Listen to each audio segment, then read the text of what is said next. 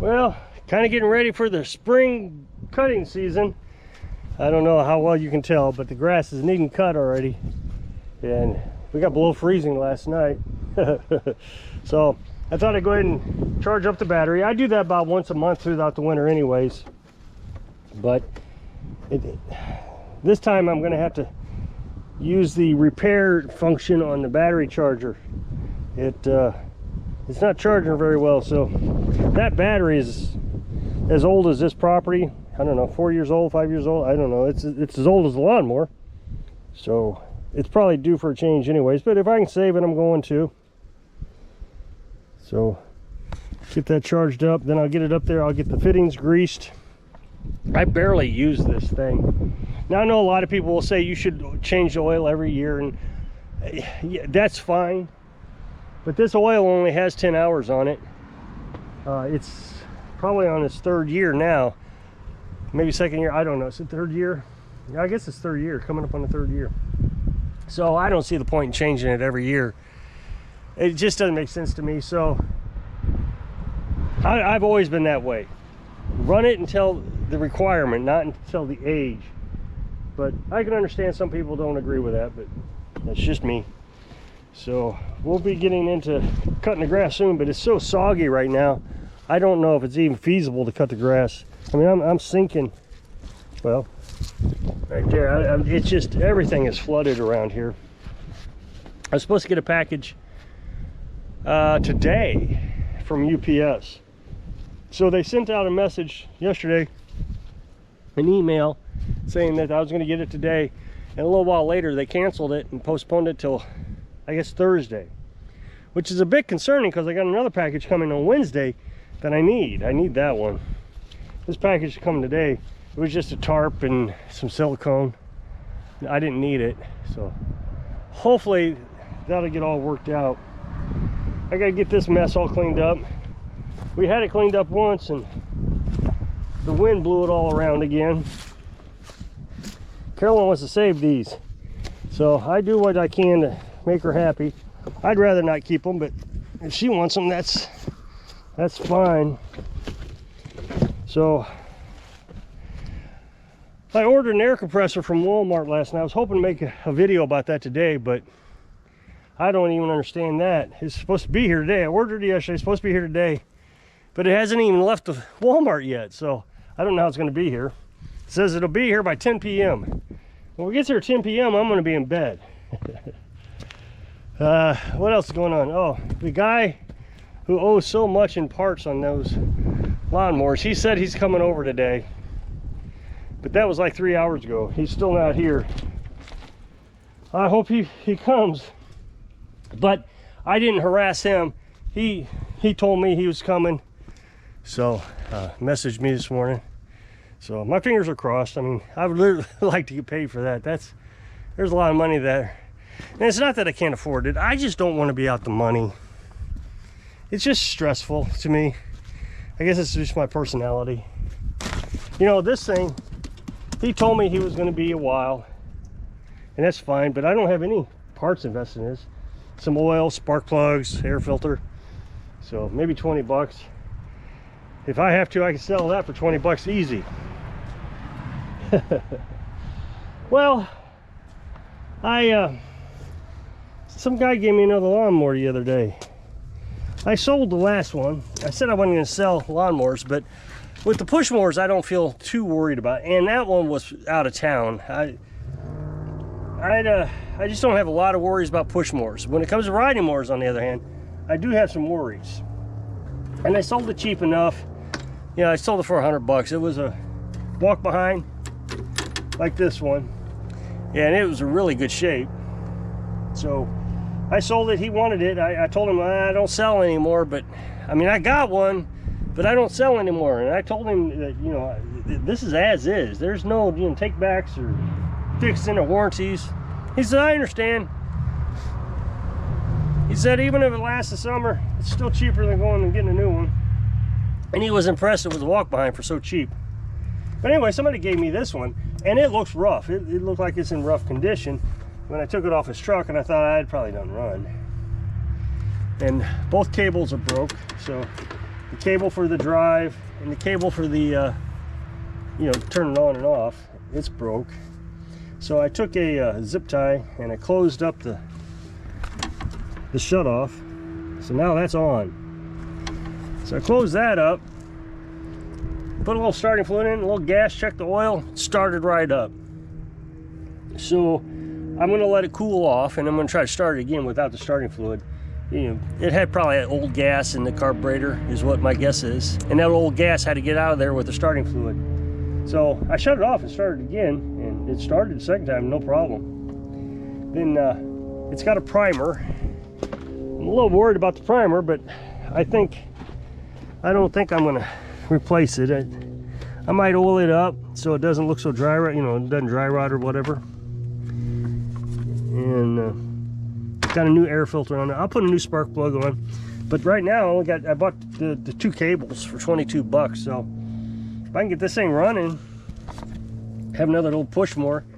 Carolyn, for some reason, wants to have a push mower around here. Don't know why, we never use it, but she wants one. So I think that's what we're gonna do, is we'll always have one around, and if we have 2, then I'll sell one, if that's what she wants. I mean, I didn't really talk to her, but I went in there and I said, I just spent $22 on this, and she said, that's good, we just sold that last one. So it just makes me feel like she wants to have 2. But we'll get this running. I mean, it runs now. It would be a push mower. You'd have to use a zip tie to get it to run, but and you know, you don't know anything about the transmission yet. We got to get that cable on there to make sure it works. We'll see how that goes. I'm sure that's not going to be easy to open up. Find that cable, sharpen the blade. The blade looks good. Well, the belt looks good too, right there. So we just got to figure out how to get this off. And then we'll change out that cable. Now I'm just curious. Let's look at it.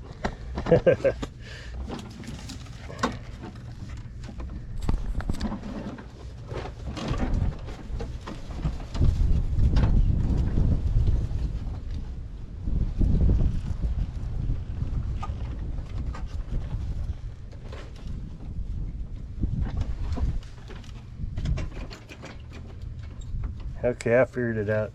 There's a couple bolts in there.